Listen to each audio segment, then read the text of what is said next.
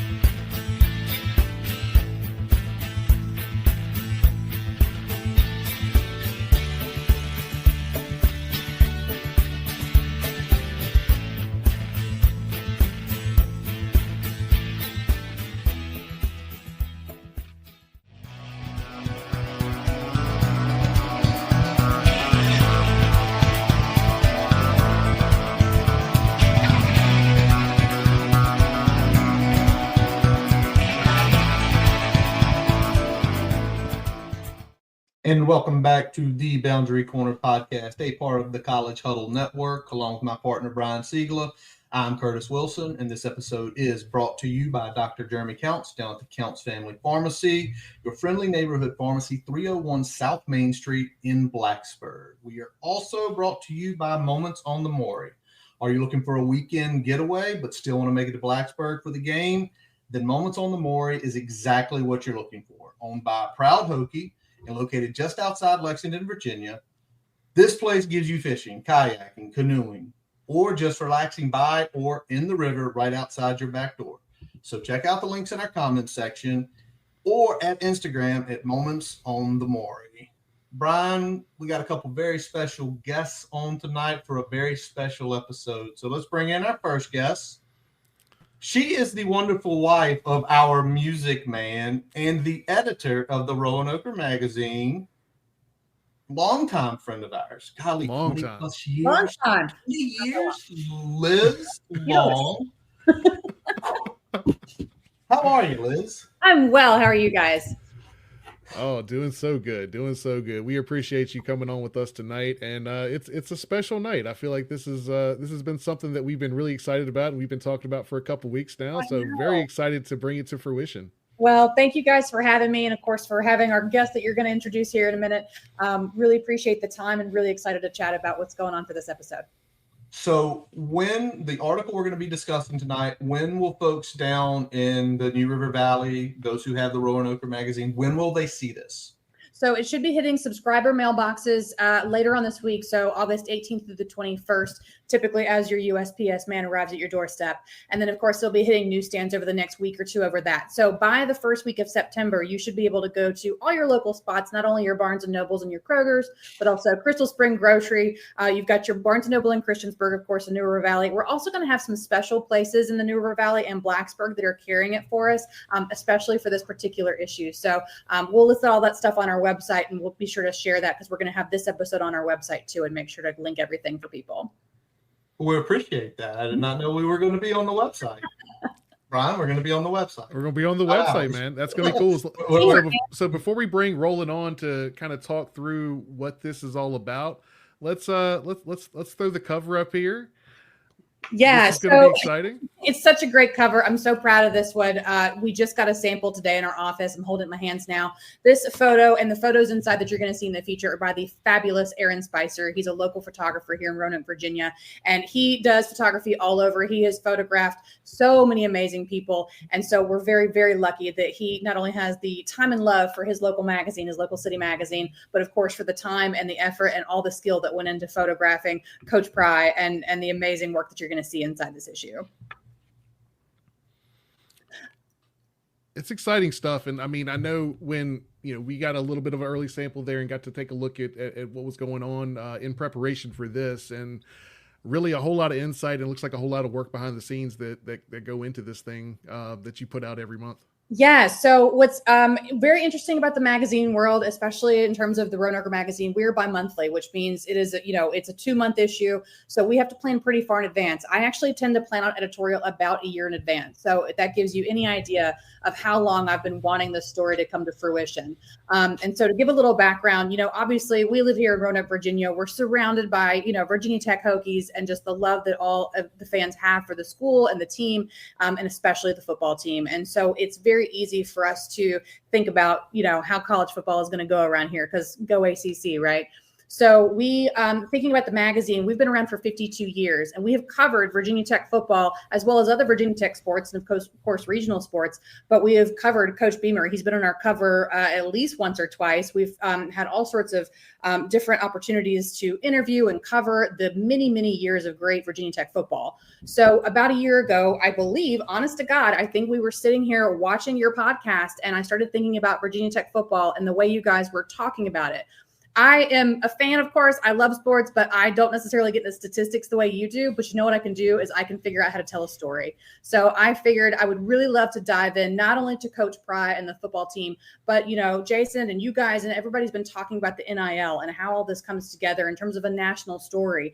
And so when I was thinking about how to do this story, there was literally, I'm not even joking, literally no other writer in this world that I would rather have write this piece than Mr. Roland Lazenby, not only because of his background and just the prolific writing that he's able to do, but he's a local. He knows the stories. He literally has worked in communications, and sports writing for decades for Virginia Tech, for our region. And so he was the one and only choice. And thank goodness, because he was so gracious in taking this piece on and being able to do it in the midst of his busy schedule between documentaries and sports writing and magazines. So he's just not only a wonderful sports writer and a great friend of mine, but just really generous with his time. So huge shout out to him for covering this piece. And I'm happy to talk more about the article, but he's going to be such a wonderful interview. And I can't wait for your listeners and readers and viewers to meet him and to learn more about him.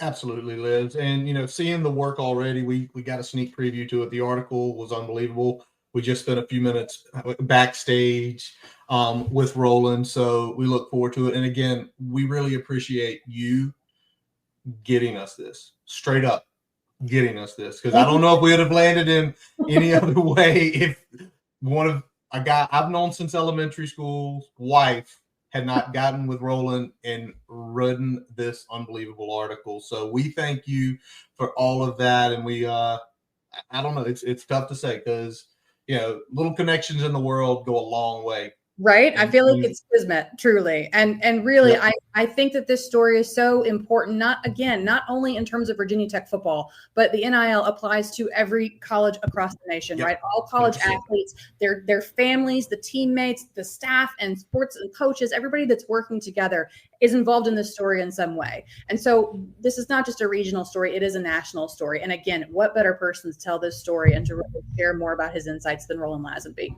Perfection. All right. Well, Brian. Yeah. Liz talked him up twice. Let's do a little introduction and bring him in here. All right, Liz. We appreciate the time spending with you tonight. Yes, thank you. I hope readers can pick up a copy as soon as possible. You're really going to enjoy this story. And thank you so much for supporting your local city magazine, your favorite college football podcast, and of course, just readership in general. We really appreciate your support. Thank you. Thanks, and go Liz. Hokies, obviously. There you go. Go Hokies. All right. Well, again, without further ado, let's bring him on. It's Roland Lazenby, member of the Department of Communication at both Virginia Tech and Radford, writer of more than 6 books on basketball and football, including works on the Final Four, the Showtime Lakers, the 90s Bulls, Colt legend Johnny U, Tom Brady, and of course the run of late with Jerry West, Kobe Bryant, and wrote the book on the life of Michael Jordan. Here he is, guys. Roland Lazenby. Boy, that was tough. There's too many people around here that know me. So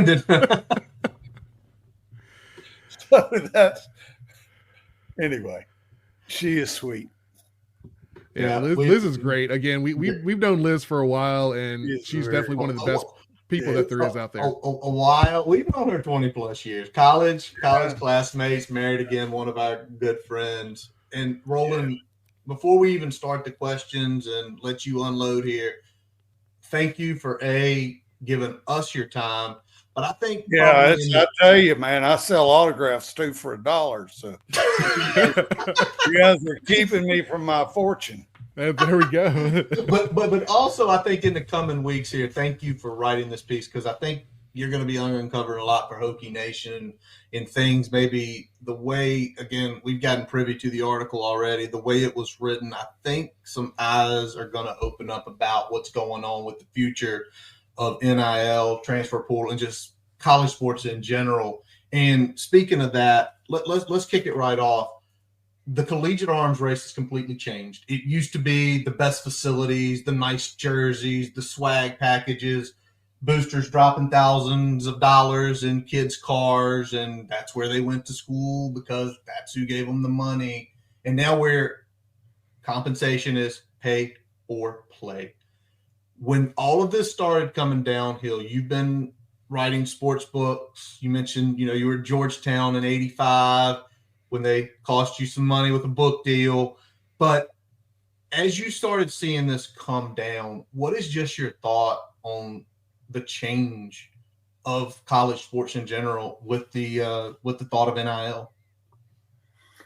Well, as we all know, college sports has been all sports has changed dramatically, constantly over a century and a half, however long you want to take spectator sports in America back.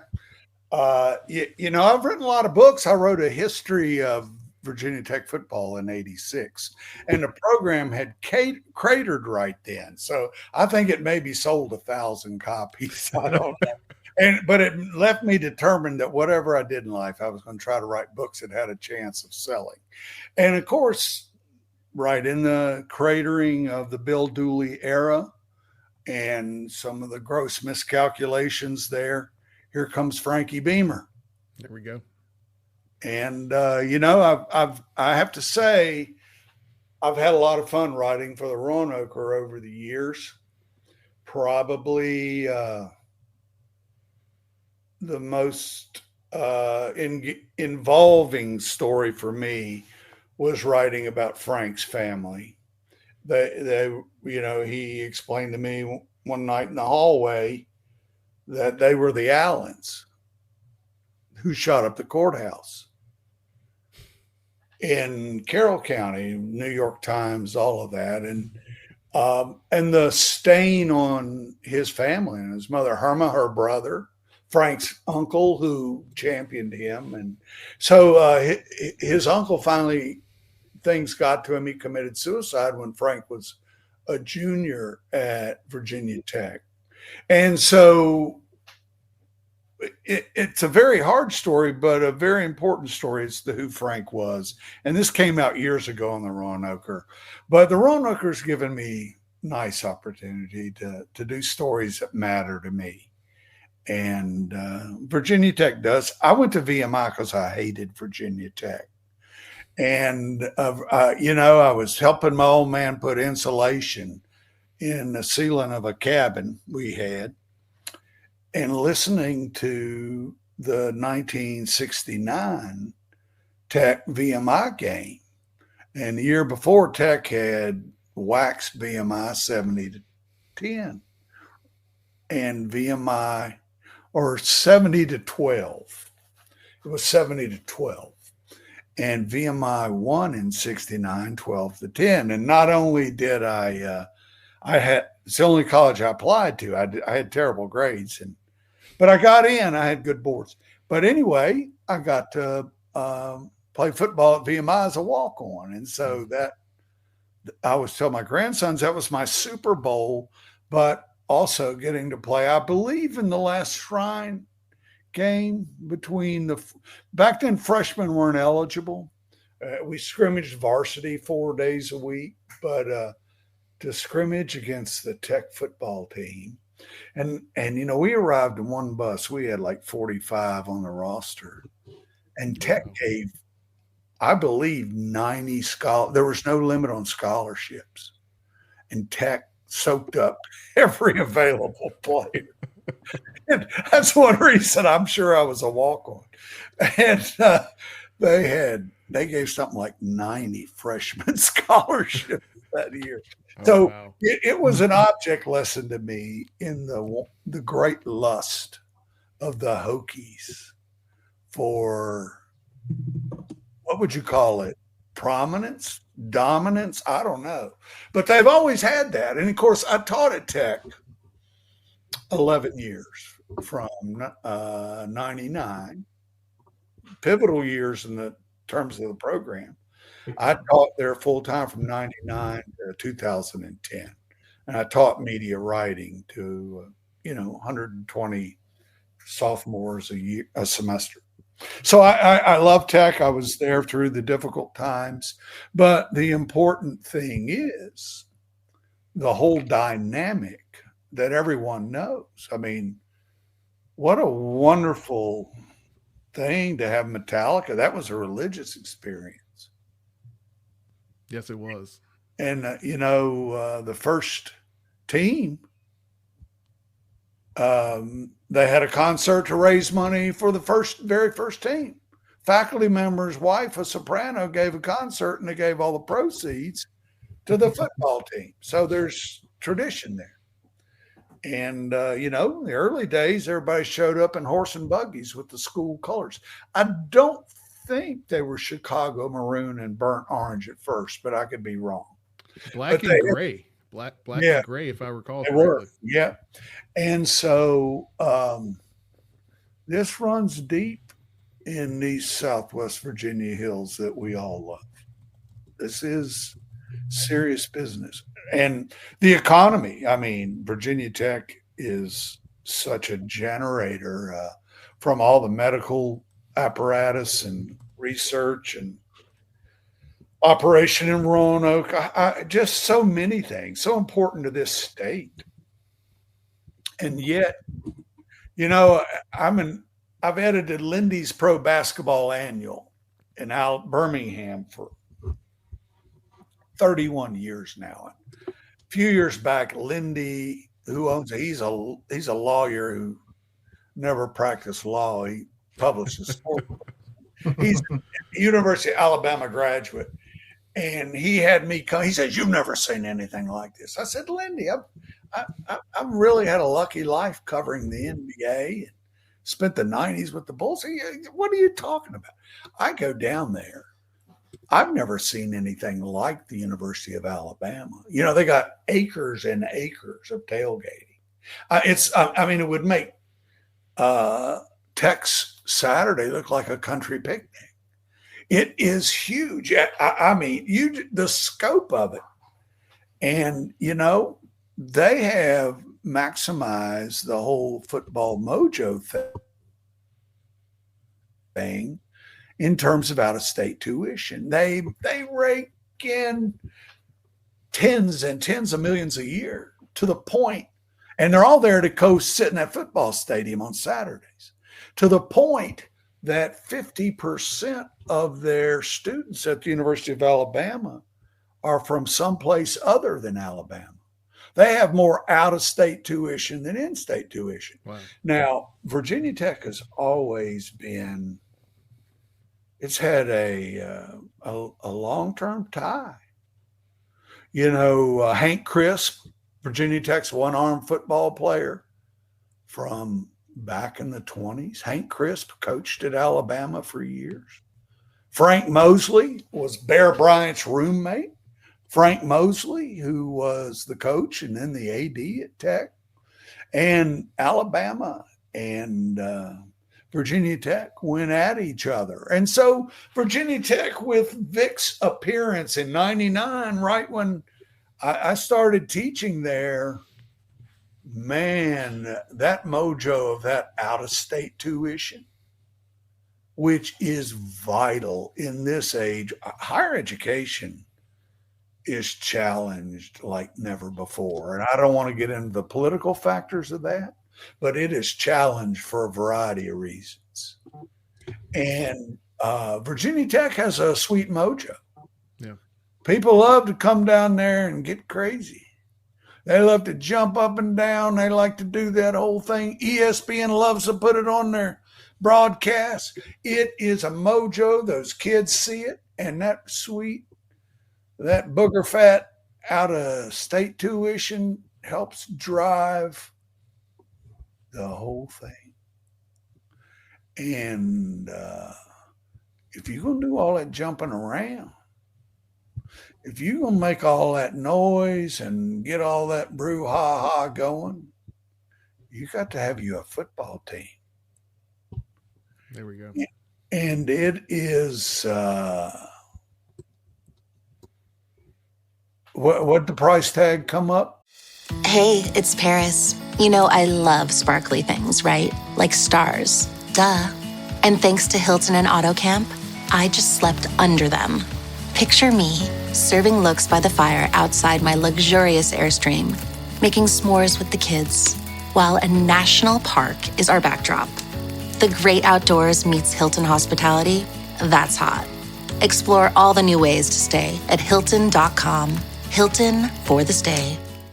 I didn't think the pain from the shingles rash would affect simple, everyday tasks like bathing, getting dressed, or even walking around. I was wrong. Though not everyone at risk will develop it, 99% of people over the age of 50 already have the virus that causes shingles, and it could reactivate at any time.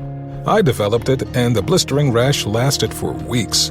Don't learn the hard way, like I did. Talk to your doctor or pharmacist today. Sponsored by GSK.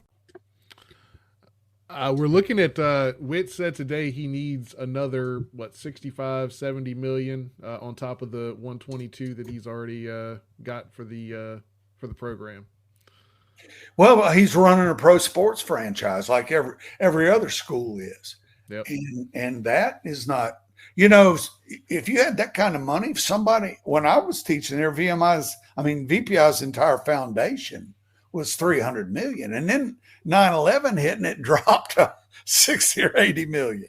It's now over $1 billion, but that's money to spend on research. And, if you raise $70 million, the idea you'd put it into some of this hokey stone you guys got on your beautiful podcast, you'd put it into all kinds of developmental things, including some athletics, obviously. Mm-hmm. But you raise $70 million, it's going to be gone. I won't say months, but it's going to be gone pretty quickly because you're paying pro salaries. Yep. And you're now Tech. Brent Pry has been very crafty about what he pays and what he bids. They found talent to compete. But it's my personal opinion. And I went down there. I didn't even ask a lot of questions till I got to sit down with him. I just wanted to watch him and watch everybody, watch the players, watch the media question them. I just wanted to look at everybody. And I came away, Pry's a pretty cool customer. You know, when he talked to me, one of the first things he did, he sort of acknowledged under his breath, yeah, we got to coach a little better. And he, you know, all the great coaches, I've had a lot of luck. I spent the 90s with the Bulls, with Phil Jackson and Tex Winter, and the great coaches are realists to the core. They're very fact-based. It's not, and I apologize for that daggone phone to hide it somewhere. But you know, the great coaches are very fact-based, and I had to see, is he a realist? And he is. He knows. I think the reset button is not what it used to be, because there's so many moving parts to coaching major college football today. It's not a 3 or 4 year window. Now, you can see if somebody is a total disaster. You can see that sometimes in 2 seasons. But this learning curve has been substantial. But the other big reason, I don't think that this school can afford to, unless the season just falls flat on its face, and I don't think it will. I don't think they can afford that. If they got $70 million, they're certainly not thinking about spending $5 to $8 million on another coach. Yeah, you got to put that money in players. You can't put that money anywhere else. And you know, somebody's going to have to come in here and learn the culture to make this thing work. Yeah, and let's talk about that a little bit, because you know you've hit on Pry a good amount here, and kind of what your initial takeaways were for that.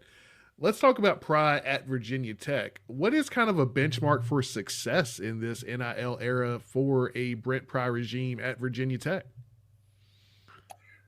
Well, it's got to coach better. They need to win more games. They really have zeroed in on winning close games, which you got to do. I mean, you know, if you want a coach to be a realist, you've got to be a realist too in looking at the program. But I think they got a clear window to, I don't know, at least above 500. Maybe 8 wins. They might get another win. They might not. But I will tell you this, the other parallel is these new coordinators. I think there's a really good mojo with them. I don't think it's going to, I mean, it is rapid assembly. Mm-hmm. You are building first of all, a lot of the values have been drained off of college athletics. And so that's why the story's called Love in the Time of Nil, which is a takeoff on the Nobel Prize winning novel, Love in the Time of Cholera. Oh, yeah. This is sort of a cholera. But, you know, I wanted to look closely as these guys who stayed here were being interviewed. And then I wanted to look at the guys who had come in via the portal. And, you know, everything this country's ever done, whether it's D-Day or whatever, has been 17, 18, 19, 20-year-old kids. Every major thing this country's ever accomplished, it's been on those kinds of fresh faces, people who are willing. And that's what I absolutely loved about teaching at Virginia Tech. I had the most amazing kids. And I'm not being nostalgic. They were just amazing. And they're great kids. It is a great place that really attracts fantastic young people. It's had its heartbreaks, but this is an existential moment, which is what I am saying in the magazine piece, because there is, and it's not a delicate mojo, but it is a well-balanced mojo. You have got to sustain what Frankie Beamer and Bud Foster established. There's a grit. It's there. Pry gets it. Coach Price, all those coaches do. It is a culture.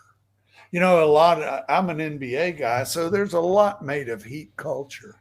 Well, Hokie culture, it is a thing that matters deeply. Now that goes on at a lot of schools, but I don't care about a lot of other schools. I care about this one. It is the region I've lived in my whole life. It is the place that feeds us all, or helps to feed us all. And so the football team is important to bringing those students. It's important to the experience. Is it $70 million eaten up in 5 years or 4 years or 3 years important?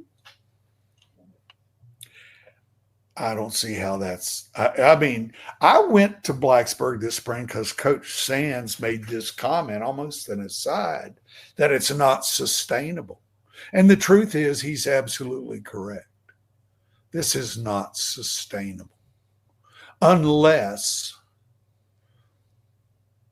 when Frankie had his trouble, he had to fire and change his assistant coaches, and that changed the arc of his narrative at Virginia Tech. He had his heart in the right place.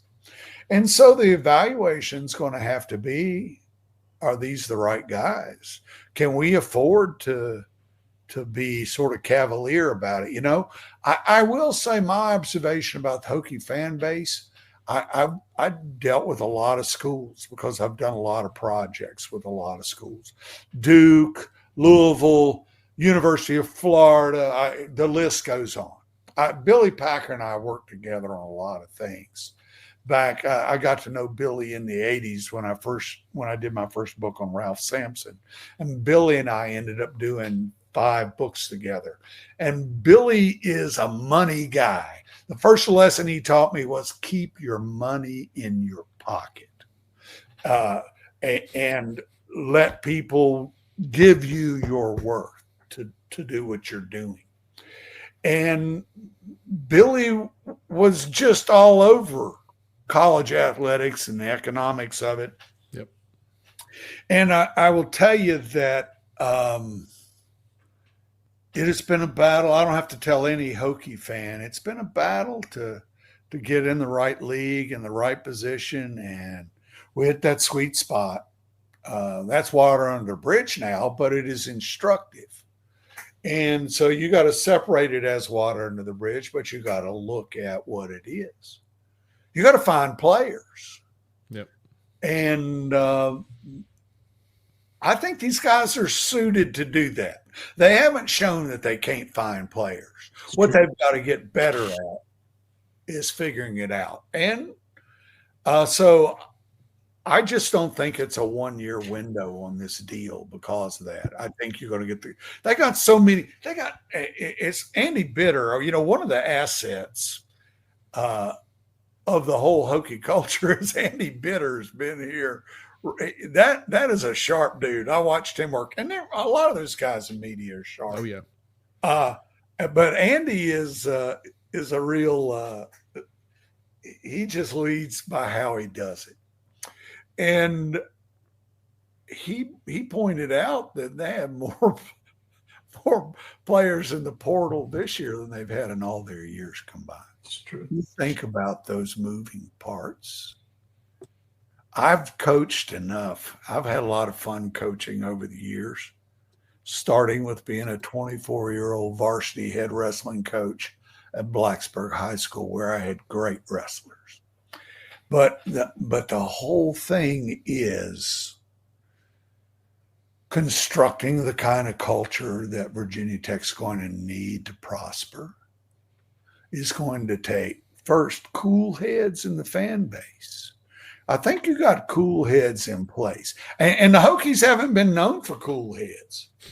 I mean, they're no worse than anybody else. Don't get me wrong. Sure. But that's not how it works anymore. And, the Hokies, Al McGuire had a saying, he's got the shortest arms and the deepest pockets. And, they just don't go reaching for the damn money. Now, don't get me wrong. There are donors and people who love Virginia Tech and have done a lot. This is a lot. Yeah. This is a lot. Let's pull it back a little bit, because one thing I want to talk about is, especially looking at your tenure in Blacksburg, starting with 99 there, and thinking about how college athletics has changed, particularly in that kind of 2010 kind of pivot window, and especially once NIL came along. Did Virginia Tech as an institution and as an athletic department do enough to capitalize on the success of Michael Vick and that national title run and the buoyed success of those early years in the ACC?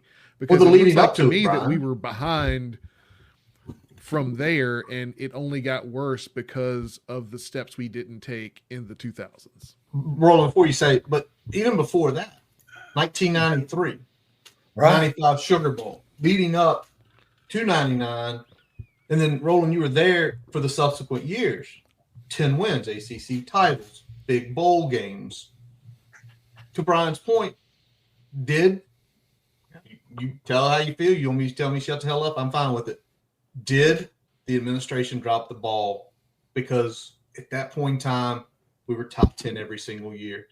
We had players going to the NFL. We were a brand. And I will never forget, this is one of the big moments for me because I missed the game. One of our dear friends who passed away a few years ago, 2003 Miami was a spectacle on ESPN. It was one of the best overlaid production of Sandman very early in its infancy. And I could have been in North End Zone. I had an insurance payment I had to make, and I made it. And I couldn't drive to Blacksburg because I was a broke college kid. God bless Brian Wilkerson's soul. He found me a ticket, but I could not make it. But did we drop it? Because some schools get that window, and they literally just run. I don't care who we piss off. I don't care who we make mad. We are one of the best college football programs. We're going to go get every single part that's ours, money included. Sorry, I get a little bit sometimes.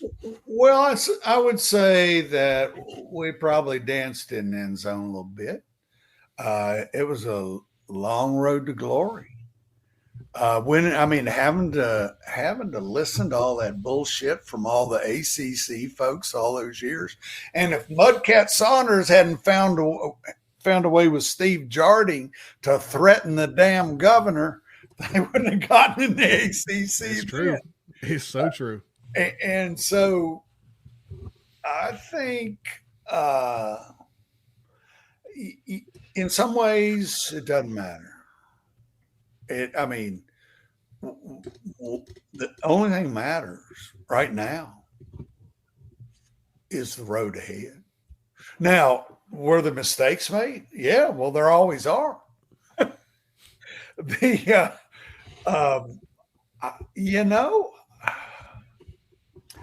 Maybe there was another coach out there they could have hired besides Pry, who maybe was, but they hired a pretty good coach. I just don't think he ever totally bought in here. I could be wrong about that. You talking about Pry or Fuente? Fuente. Fuente. Okay. Yeah, but I'm saying clarify that. They maybe could have hired, but it's tough to hire coaches. The thing I look at in personnel, whether it's players or coaches, Jerry West told me, I was sitting with him in '89, and I asked him because he was coming up, and he knew Magic was actually, it was '91 because Magic had already been diagnosed. It was right after that. I was doing a project. And I asked him how he was going to find the next Magic. And he said, the hard part is you can see what people can do on the floor, what a player can do. You can see what an executive has done, the kinds of experiences, but what you can't read are their hearts. And so I just sort of went to Blacksburg in my own sort of unscientific hillbilly way, just to sort of go up there and take an inventory on the hearts. That's really what a lot of this is about, because it's going to require hearts and wisdom and all that good stuff. Mm-hmm. Pry had some good answers for me. He was a wrestler. You're out there alone by yourself, is how I explained it. And I understood exactly, it's you and what you got to get done. And I just think the circumstances are such, and I in the article, I say the circumstances are such, you may want to fire Brent Pry after this season. And I said, go ahead, be my guest, but you better look around on the landscape and find you some oil wells in the fan base. And the last thing I said, my last piece of advice is never blink at a mirage.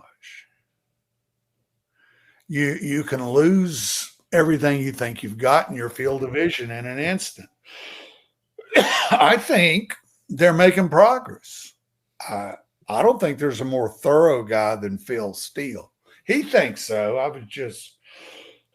And I work for Lindy's, so if I'm touting Phil Steele, that I'm just doing it on. But excuse me, I apologize. You're good. But there are limits to each and every one of us in terms of perspective on this thing.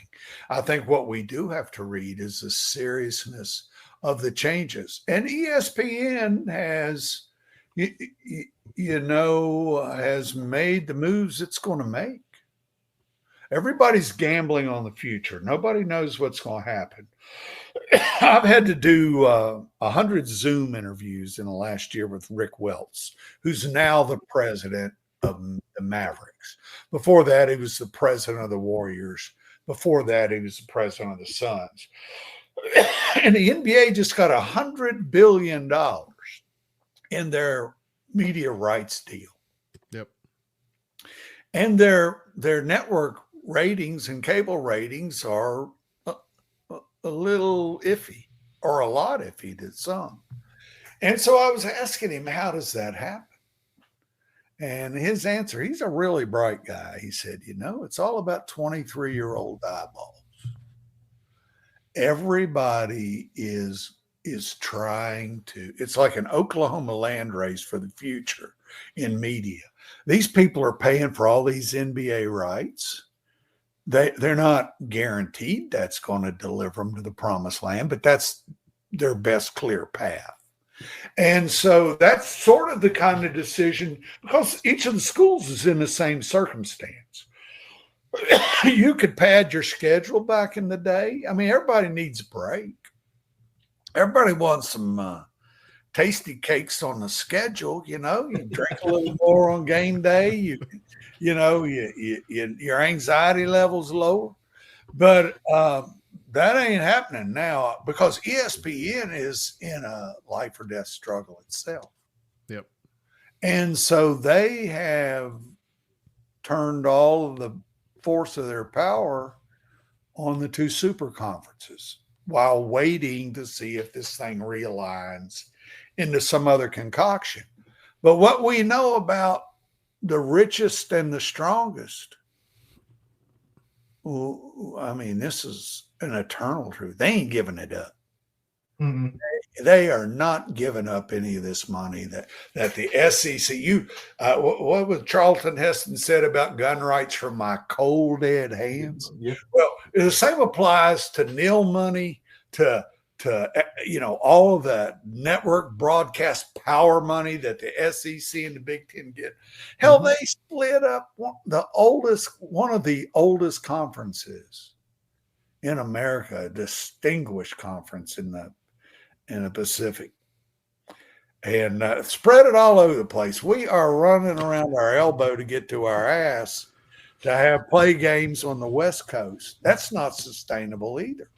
But we do have to match up with those slightly relegated teams, because if you're worried about Virginia Tech, take a look over your shoulder at the ACC. They're coming for them. Yep. So that leads into this question, and you throw what you think's going to happen in the next, I don't know, let's say ACC contract ends in 2035, 10 years. What's going to happen? Just with the conference in general, are we going to go to 2 super leagues, 28 teams in the SEC, 28 teams in the Big Ten? Is someone going to step in and say, hey, we all get together, we're worth a hell of a lot more money than we are apart?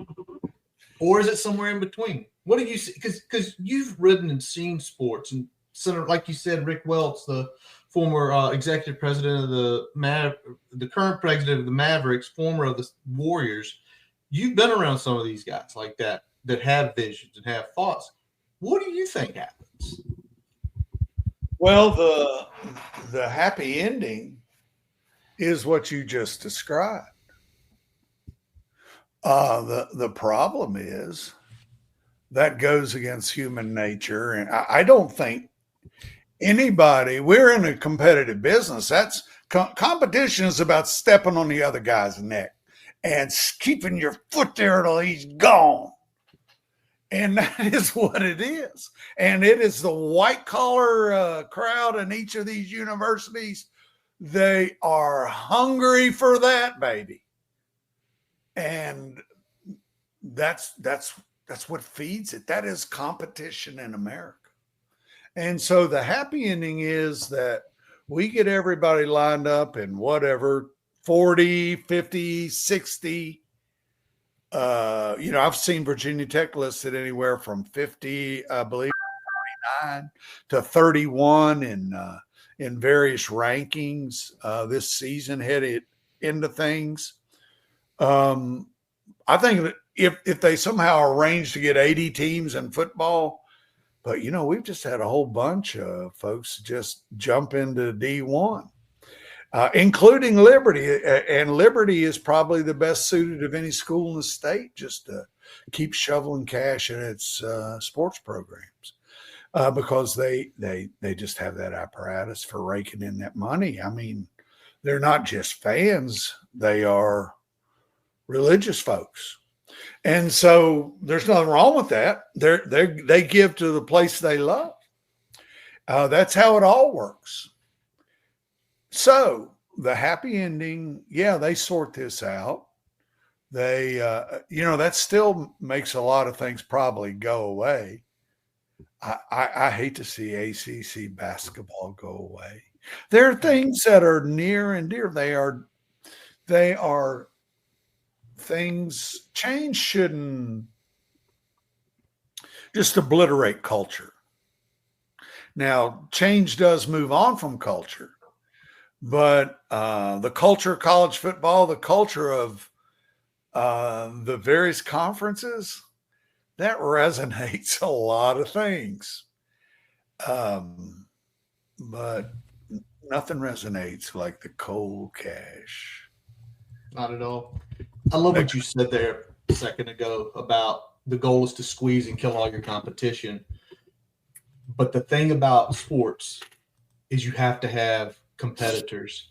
If you kill all your competition, who's going to turn on the TV anymore? Who's going to say, hey, do you want to watch Ohio State play Texas for the 6th time this year? Well, no, I watched the first one. I'm done with it. And I think that's what a lot of people think could happen, because right now we're in this unbelievable bubble for college football. And the whole thing, you talk about that cash, eventually you're going to kill the wrong person or the wrong school, and people are going to start turning off the television. The wrong conference. And I think, in our discussion on and off camera, I've talked about reasons to articulate hope. And that's a big part of what I'm doing in looking at this. And you just articulated in excellent fashion one of the biggest pieces of hope. ESPN likes the Hokies, probably love them. I don't know if a corporation can, but I think so. I think, and so there are adjustments to be made. It's going to require a lot of wisdom. It's going to require a lot of political skill. So far, the ACC has thrown enough punches and been tough enough to hold on. I don't think the Pac-10, Pac-12, whatever it is, did that. They gave up. The money got going, and that there's going to be some defections. But what is going to be left and how's it going to be spread around? I don't know. Because it's beyond what each of us can see. And the huge thing clouding it is the amount of money it takes for these colleges to operate pro sports teams.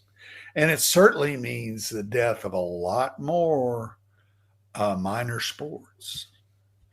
And, that you're going to have people making pretty good money playing football and basketball. And you're going to have a lot of people doing excellent things in sports. But we've now let I'm not a big fan of the Supreme Court. They've just made decisions that have wrecked American culture in my mind. And they are holding position. And I think this is one of them. I don't know where we get sanity on this. But whatever is created is ultimately going to end up at the Supreme Court again. And it is not going to be able to infringe. I don't think they're going to back off of infringing on the name, image, likeness rights of these young people playing sports. That all centered on my man here, Jordan. The NBA was getting ready to take the name, image, likeness rights, and Jordan's agent very quickly negotiated his ahead of that, and they weren't able to commandeer and pull Jordan away from the great wealth the market was ready to bestow upon him. It took him a long time to get paid his worth as a player, but off the court, it was a different story. And so some of these players, probably another Jordan or two coming along that are somehow going to win the lottery of the culture. They're going to step up. Boy, I hope he's in Pearisburg right now. Mint is still $15 a month for premium wireless. And if you haven't made the switch yet, here are 15 reasons why you should. 1, it's $15 a month. 2, seriously, it's $15 a month. 3, no big contracts. 4, I use it. 5, my mom uses it. Are you playing me off? That's what's happening, right? Okay, give it a try at mintmobile.com/switch. Upfront payment of $45 for 3-month plan, $15 per month equivalent required. New customer offer first 3 months only. Then full price plan options available. Taxes and fees extra. See mintmobile.com. This episode is brought to you by Nespresso Virtuo Coffee Machines. Ready to enjoy the bold flavors of barista quality Nespresso iced coffee at home? Simply fill a glass with ice and press the brew button on your Virtuo Pop machine to enjoy rich double espressos roasted to stand up even when chilled. Refreshingly bold iced coffee. Refreshingly easy to make at home. Visit Nespresso.com to shop now.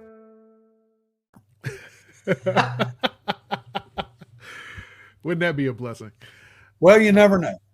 But, I have marveled over a variety of coaches. We'll get a lot of speed on the dang on roster, and they pretend like it's not there. I don't know if the speed is deeply flawed somehow.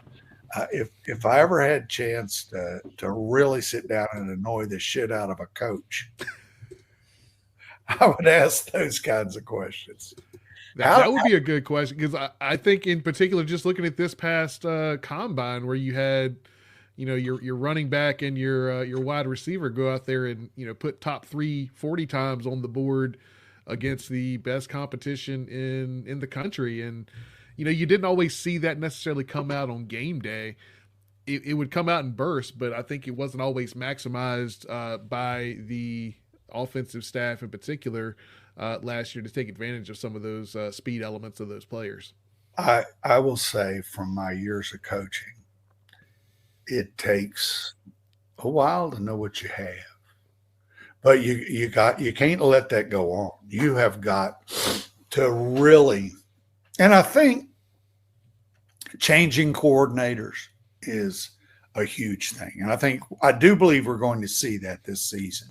You have people who are actually coming in. It's one thing to have a first-time head coach who's been a great coordinator, but when you're coming in and your roles are filled by people who are also learning on the job, that's very hard to do and I'm dealing with that. We're making a LeBron James documentary, and it's with a Canadian film company, and we've had a lot of fun. We shot 110 hours of film, but we've gotten a point in the road where these guys are really looking at each other at a loss for what to do. And so that's the course of human events. I do think Pry's a smart, tough guy. I think his heart's in the right place. I think he has, he told me all the coaches are talking. He says it's a wild, wild west. We can't keep doing it like this. And that's what they've all said. And I think you're going to be lucky to hold on to a coach, because it is crazy. I mean, you barely have time to learn the names, much less evaluate the talent. Now they're working. Now they've been given more time. They are paying players like pros, and they are working beyond what the pros are doing in a lot of regards. And so they got eyeballs on them more. But what drama? Let me ask this, but before we move on. So, we talked about Pry there. We titled this episode "Right Man, Wrong Time." When we look at Brent Pry and we look at the way and the position that Virginia Tech's in, we look at the potential realignment. We look at NIL and the extra $70+ million that Whit Babcock says he needs. What are the chances that Virginia Tech gets left out in this next shuffle? And if they do, is that a death sentence from a long-term competitive standpoint? Well, I'll tell you this, they're still jumping. That's item number one. Mm-hmm. There's still absolute joy on game day. They're still jumping. They got to have a little more to jump about. If they get a little more, I think they'll jump higher. I really do. And I think I said it's the most consequential season in the history of the program. And I don't think that I mean, there is no way that Miami game, that was basically the ACC in a shitty. They had a school. No, it is. It was just, no, they had a school that had a chance. They've got to make noise. They got to have stature. The ACC's like ESPN and everybody else. They're in survival mode. And so they had to just abandon their rules and give the game to Miami, because that was their best bet for the college football playoff in that moment. Yeah. Now that didn't, but that decided that game, because there's no way. And they admitted to him there's no way. Coach Pry, went back at him a good bit.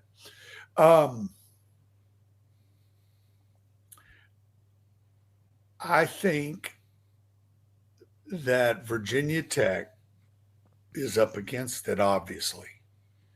I think they've got a batch of players in here. They got some nice players.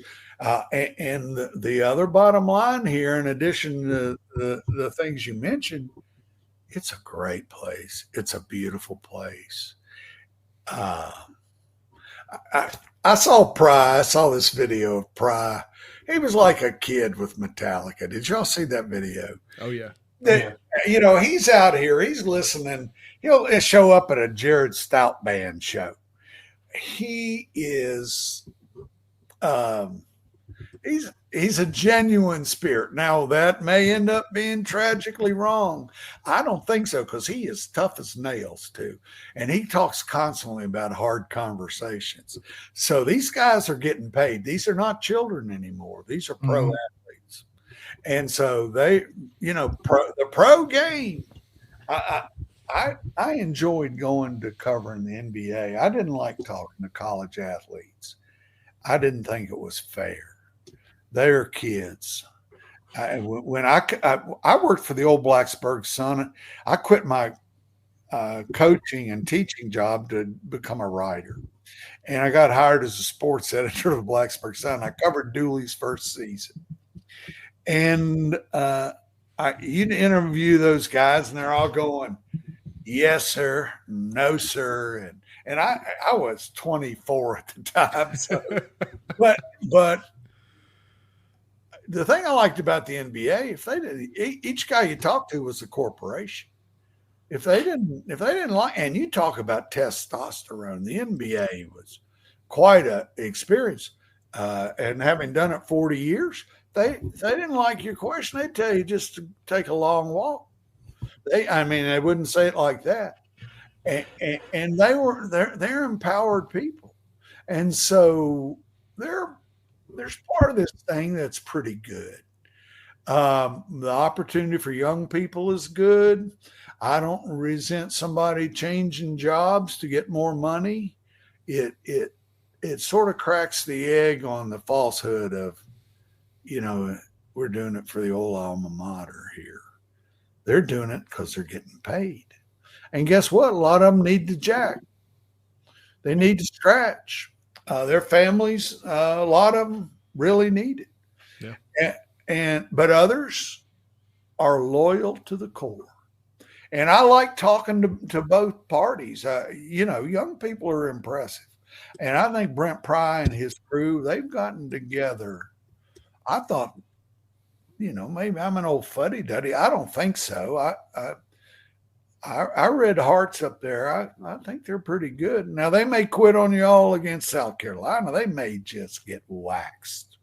And that will be – that's the thing. And maybe they won't. Maybe they'll do some crazy stuff. Maybe Kyron Drones is going to come out there and stick the ball in somebody's face mask right off the bat. I don't know. But the daggone thing is it's going to be something. It could be the greatest horror show, and it could be you know, I'll tell you a story I like. Do you have a minute for a Virginia Tech story? Always. Frankie Allen, you know, he's getting ready for the 86-87 season. He's Charlie's assistant. And they come up with something where they got to fire Charlie because of some kind of recruiting bullshit. And so everybody in the metro is making $400,000, and they pay Frankie $35,000 to be the head coach. And Billy Stevens, the hero of the NIT, gets furious that they hire Frankie over him. And he quits. And so Virginia Tech says it doesn't have the money to hire an assistant. So they find him an intern out of the Midwest. So Frankie's got to pull them together. And Frankie's a man of faith. He's a great guy. And so he pulls them all together, and they've got to play John Thompson in Georgetown. They've got to get on a bus and ride. Virginia Tech won't even pay to fly them. They've got to ride down to Tidewater. John Thompson is recruiting Alonzo Mourning, and they want to have the Hokies down there to whip up on them in front of Alonzo. And so the Hokies get on this daggone bus, and they ride 7 hours in a bus down to play John Thompson, and Frankie calls everybody together before they get on the bus. He says, "I want to talk to y'all about John 3:16. Does anybody know about that?" And Tim, I forget Tim's last name, a guy raised his hand and says, "John Thompson weighs 316 pounds." The whole locker room just explodes in laughter. So that becomes their battle cry. So they are chanting, "John 316, John," and they're going down there. And the world doesn't know about Bimbo Coles. And they get down there, and they're supposed to, be the Washington Generals for John's big recruiting. And Frankie's got all these John Thompson stories. But they get down there and Tech beats them. And they're all chanting as they leave, and John Thompson's out there cussing reporters saying, you better get that interim name off that guy. You got the interim tag off that guy's name. He's a hell of a coach. And so they load up in the bus, and they're coming back up to Blacksburg. And it's a long bus ride. Mm-hmm.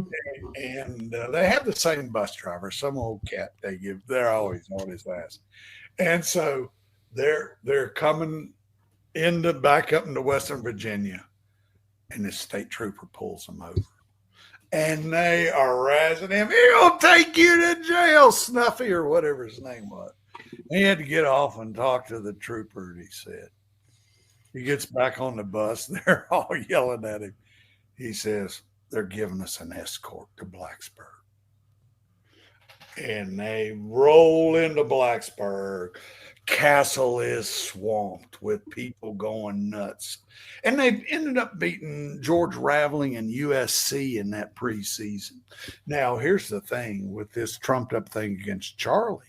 Tech has a great basketball season, but they barter away the rights to go to the tournament to get out of sanctions from that very corrupt organization, the NCAA. Well, one thing we can all be glad for, and Sonny Vaccaro, my friend, has run a lifelong campaign against the NCAA. Oh yeah, that son of a gun is almost gone because I had to write a magazine story for Lindy when Ohio State won, and I titled it "Tattoo This." Because, the NCAA going to come in and burn these guys over some tattoos. Yeah. Today, the cash flying around, it's just gone from ridiculous to insane. Well, they created this problem. They've created this situation. Doing nothing. Sitting on their fists, doing nothing, fighting it tooth and nail instead of saying this is where it's heading, understanding you can't be raking up this much money as an organization, as these conferences, as these member schools, and not compensating the players that are going out there and sweating for it. Right. And not having the longevity and the vision to see that that's where it's going, and then being put in a situation where you are forced to implement it from a legal standpoint and still just wash your hands of it like it's not your problem. The place, the sports were awash in money back in the day. In 1970, as I said, I was a walk-on at VMI. Yeah. That season, VMI's varsity was 1-10. Now, we were a bunch of skinny-ass freshmen going. I weighed 159 pounds playing nose guard and linebacker. The starting center for VMI weighed 220 on the varsity. And by the third game, and VMI was playing a lot of money games. By the third game, those guys were so beat up. UNC with Don McCauley beat them like 62-3. They were just getting slaughtered. And even then, those guys on that team, and it ended up being the head coach and the captain, the senior tackle, got in a fist fight in practice in front of everybody. They're both rolling around in the dirt like it's WWE or something.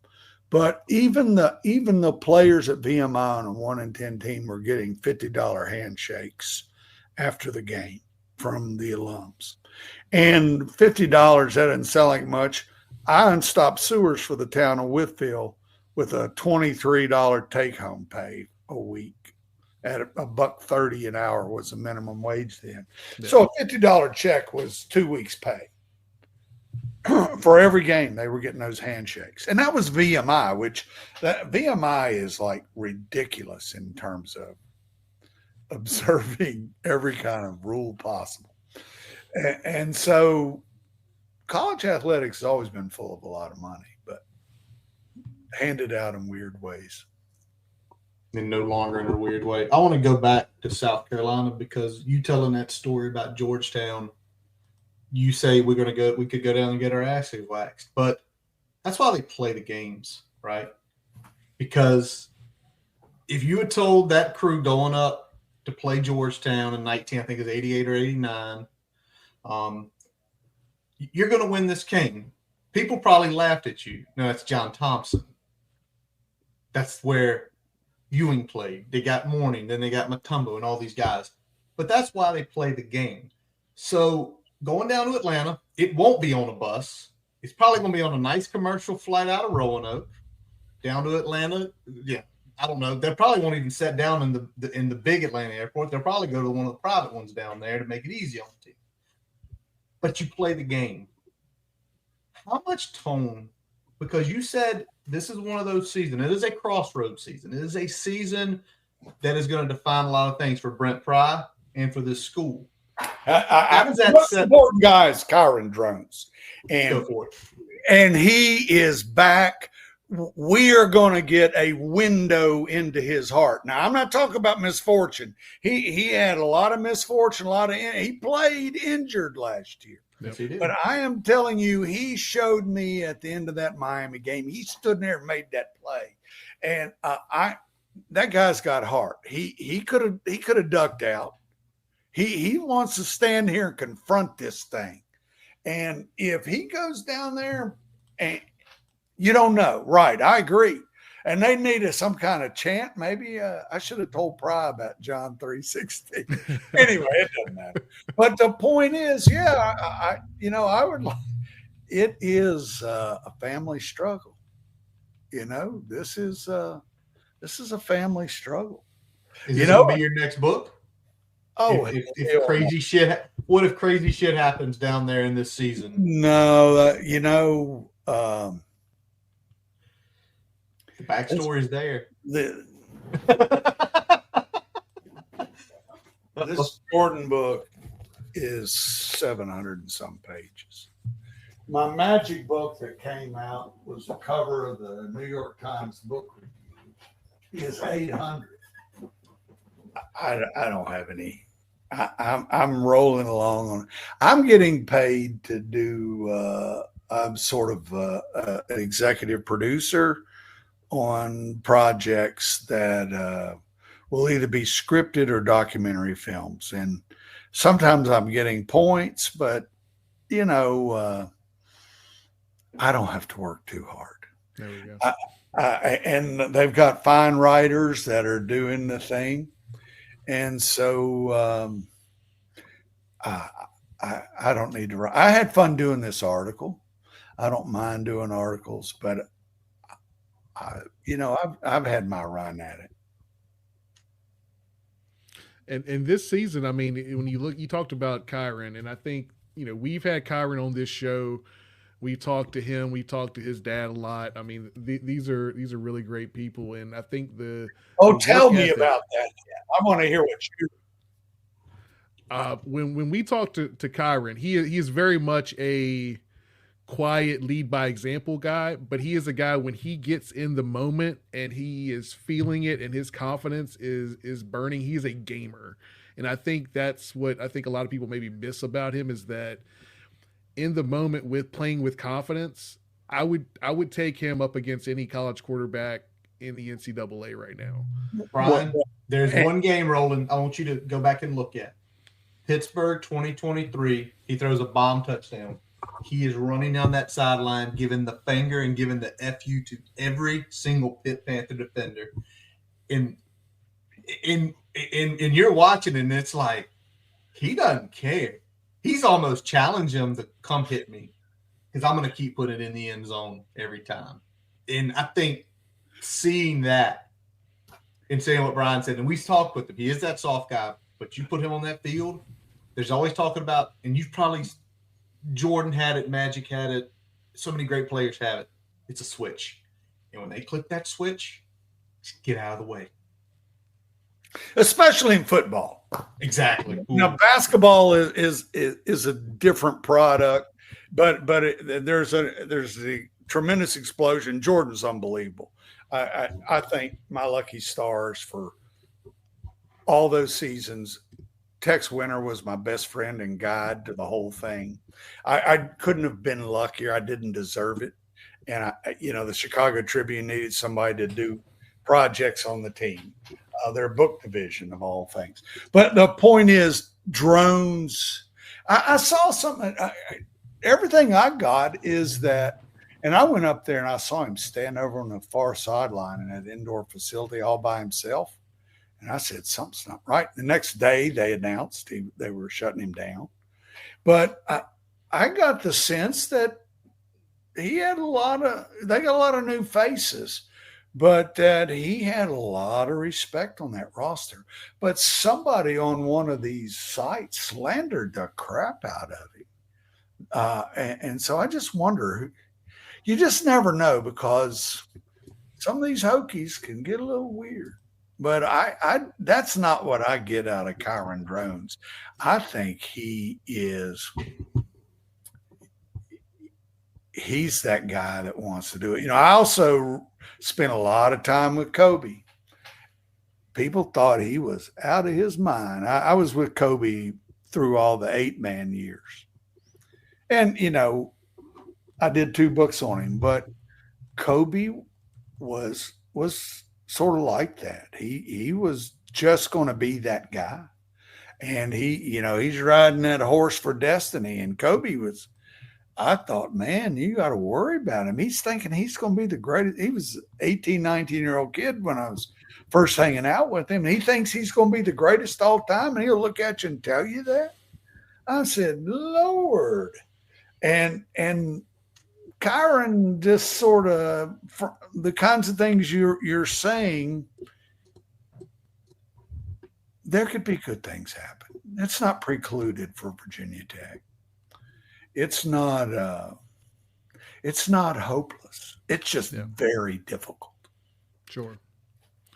Well, you brought it up, and let's go ahead and talk a little bit about it, because I don't know if you know, but I'm a Lakers fan here, so I'd like to hear somebody that's talked extensively with, wrote the book on Magic, wrote one on Kobe, had some conversations there. What's one story about Magic and one story about Kobe maybe you want to share with us that might be kind of cool to hear? Does it ever feel like you're a marketing professional just speaking into the void? Well, with LinkedIn ads, you can know you're reaching the right decision makers. You can even target buyers by job title, industry, company, seniority, skills. Wait, did I say job title yet? Get started today and see how you can avoid the void and reach the right buyers with LinkedIn ads. We'll even give you a $100 credit on your next campaign. Get started at linkedin.com/results. Terms and conditions apply. What does every USAA member have in common? Family. We're one big family who supports the military community and their eligible families. And if you, your parent, or spouse served, you could join our family and save big on auto insurance. Visit USAA.com/join today to check your eligibility. Membership eligibility and product restrictions apply and are subject to change. USAA means United Services Automobile Association and its affiliates, San Antonio, Texas. Wow. With Magic, he was an amazing kid. He was he just had, and it's a complicated story, but they had busing. This was in 73, 70, and he had an older brother. He had 10 siblings or 9 siblings. And his older brother was a hell of a player. And but they all got bused. They were in a perfectly racially balanced school, but they started busing in Lansing, Michigan, 100 kids at a time. And so his brother, day before Christmas, Magic was still in like 8th grade, and he wouldn't go to high school at 10th grade. But the coaches, first time they had black players, right before Christmas, they kicked 5 black players off the basketball team. First, all white school, first time they're there. And I spent 100 hours interviewing these 2 coaches that kicked them off. And it's like this really sore subject that it just ached across the decades. And Magic has to go. The school system says he has to go to that white school. Now, he sleeps in a bed with his brother. His brother, when he got cut, all the other 4 kids took it. His brother cussed the coaches out. He would cuss them out in the hall every time he saw them. It was like, and this boiled over. And he and Magic shared a bed. And Magic went to bed every night listening to his angry brother. And Magic did not want to go to Lansing, play for those coaches. Mm-hmm. And he lives way down in the city. They're out in the suburbs. And it's finally when he has to go. And it's like that summer. And he has a bicycle. He's the only kid in his neighborhood that has a bicycle. He never rides it because nobody else has a bicycle. What's he going to do, get on a bicycle? His old man's an auto worker. So he gets on that bicycle and rides way out in the country. There's a park out there. And he rides by the coach's house. And I mean, you don't cross those lines in the 70s. And he goes and knocks on the door and visits with the coach's daughter. And the coach has a short goal, but Magic takes it upon himself as a 14, almost 15-year-old kid. And he goes back several times. His emotional intelligence and the ability to do it. Now, all the stories about everything. I mean, he went from this incredibly, and he was a powerful kid. I mean, he took over the school. And he would call his own assemblies outside for things, and they didn't know what to do with him. But he was a really good kid. But he got mixed up with Terry Furlow and Terry Furlow got killed early. He was a brilliant player at Michigan State. But Magic at 15 and 16 got over there with the college girls at Michigan State, which, I mean, just a trial run for the insane life he lived in L.A. And so his business story, he's a billionaire. He was trying to catch Jordan, but I mean, the business deals he struck and the things he's done, and then to basically be sex addicted and end up HIV positive. It was a crazy story. Jordan, on the other hand, he just scared everybody to death. The NBA was the damn, like I said, testosterone city. And I spent 5 seasons with the Detroit Bad Boys.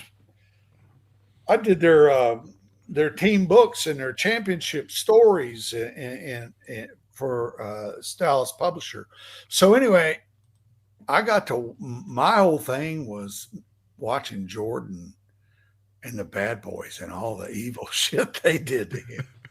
So it was, and Jordan, I mean, not backing down. And he finally got built up, but Jordan scared everybody. Not quite the Bad Boy Pistons, although he scared them too. But Jordan was just, I mean, and I had to work hard to really get that audience with Jordan that I needed, all those one-on-one interviews with him. And Tex Winter, coached Jordan longer than anybody. And he would tell me all the shit that was going on. And I would then start to use that. For example, I was up in Toronto, and the locker rooms were packed. The PR director, Tim Hallam, called it the pig fuck. It was packed with media. And the proposal for my Jordan book, The Little Brown, was called the pig fuck. And it was about being in that crazy crowd. And we're up in Toronto, and Texas told me some stuff that I need to ask Jordan just to send a message. And so Pippen comes out of the locker room first, and all the media go follow him. I mean, it's like whoosh. And I had gotten where I could time it. Here, a minute later, here comes Jordan. And I know that I'm going to get a minute and a half, maybe a minute, walking across the locker room one-on-one with him to ask him a question. And I always tried to ask him where he would stop and cut those eyes at me like, how do you know that? And so Jordan was a challenge there. Kobe and Shaq were in a war. And I introduced Tex to Kobe before Tex became a Lakers assistant coach. Okay. Because Kobe was such a lost, lonely kid. I really worried for his mental health. And Tex started calling him up. They exchanged phone numbers. I hooked him up. And Jerry Corral said, "What in the hell is Tex calling Kobe Bryant?" Because the assistant coach calling a player on another team is a huge no-no. And then I introduced Kobe to George Mumford before a game in Houston one night. George is the mindfulness guru who was Phil Jackson's Zen master. And Kobe considered George, he was very skeptical, as was Michael, skeptical of George. But they both came to consider him critical. In fact, George was the only thing that Shaq and Kobe really ever agreed on. That it was tense there.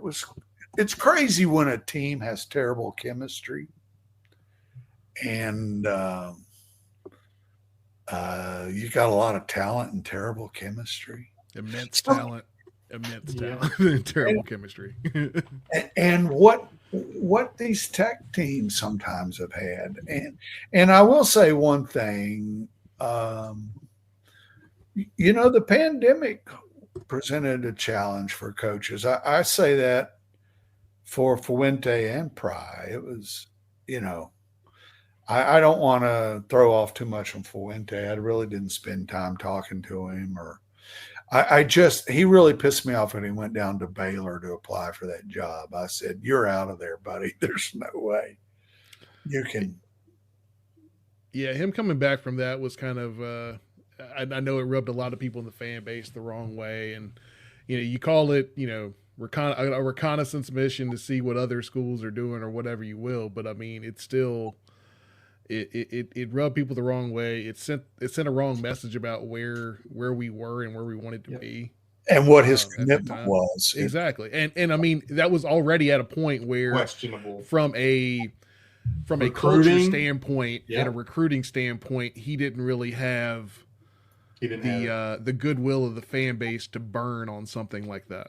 Yeah. He did not, he never really wanted to connect.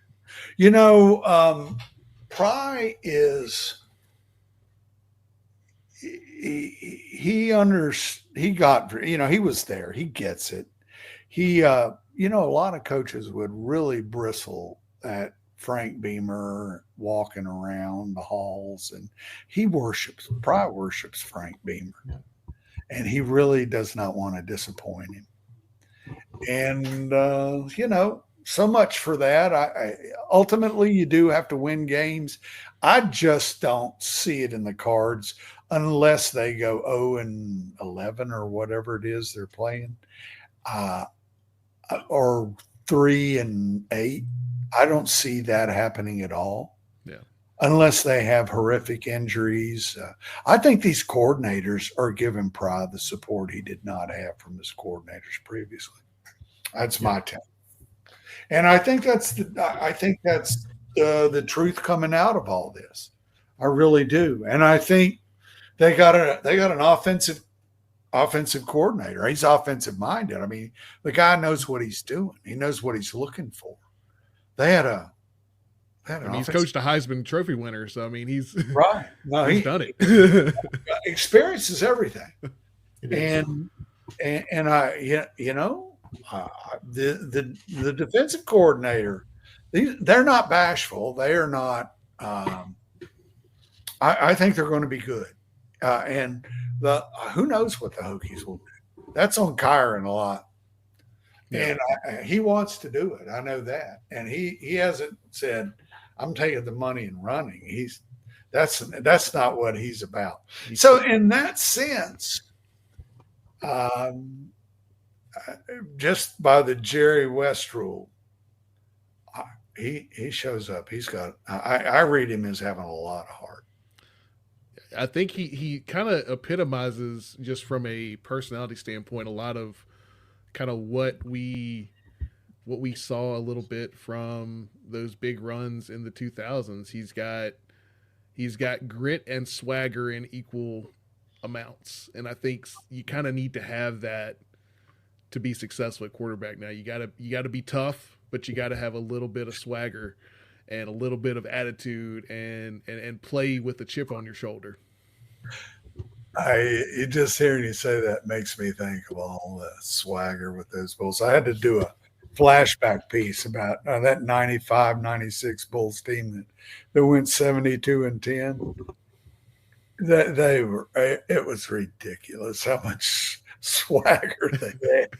And Phil, I had to talk to Phil Jackson, and he was saying, there's no more powerful feeling than walking into a building, somebody's building. You get off your bus, you walk into the building, and you're walking in with Michael Jordan. He says, you cannot imagine that. Now, where it gets really bad is trying to be around him on the days between games. It just will eat you alive trying to deal with him. But Jordan had a lot of charisma.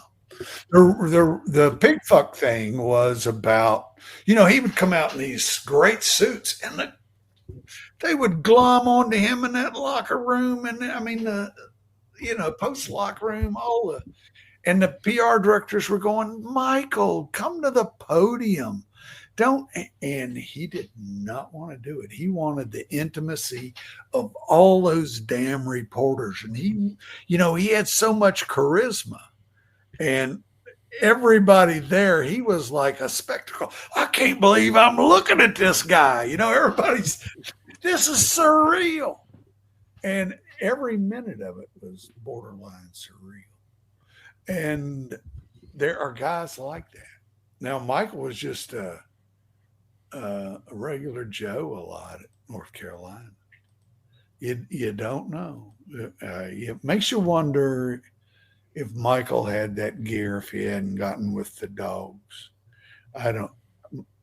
Michael Vick.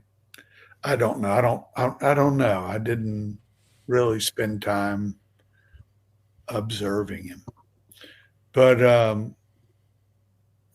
it's interesting. It is part of the hope for the Hokies.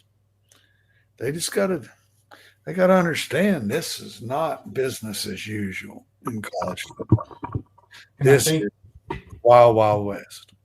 Yep, and I think that I think we're understanding that. I think the changes that have been made, you mentioned the coordinators a couple times tonight, the changes in strength and conditioning, the bringing on of more staff. I think Brent Pry knows it. And we've talked to Brent Pry. We've interviewed him twice. And he does understand the culture. He understands the importance of it. And Roland, talking with you the last 90 minutes here, it's great to see how much you understand the importance of it. And you have been there, growing up in Wytheville, school in Lexington, the whole valley. We're going to wrap it up here. Yeah. Please, what I want you to do, if you're able, leave us email, phone number, something, because we want you back on here. We don't know when. Maybe it'll be a good story. If you like to partake in any sort of bourbon or whatever, every year in December. I'm a bourbon drinker from age 13 on, so yeah. Okay, so write this down. In December every year, we get on here. We call it the state of the program, and we talk about our Hokies. And it is a night where we Evan Williams White Label. I've got a big bottle of Black Label Johnny Walker Scotch. There you and go. We lay our feelings. But Roland, we appreciate you having on. Hang with us just a second. We'll grab your info. We're going to wrap up this episode of the Boundary Corner podcast, brought to you by the Main Street Pharmacy in Blacksburg, brought to you by Moments on the Maury in Lexington, two of Roland's most favorite places in the world, I'm assuming, along with Wytheville, Virginia. I'm Curtis Wilson. I'm Brian Siegler. Check out boundarycornervt.com. Listen to all of our episodes. Follow us, Facebook, Twitter, Instagram, all the fun places. YouTube as well. Get us on your favorite podcast source. As always, Jason Long, who plays us on Blazing Out down in Roanoke. That's Liz's husband. That's our buddy's wife. Check him out, jasonlongmusic.com. And you can link to everything from him there. We appreciate Roland. You do not know the stories. We might just be calling you just to get a few stories every now and then, Roland, just for the pure hell of it. Brian, as always, let's go. Hokies.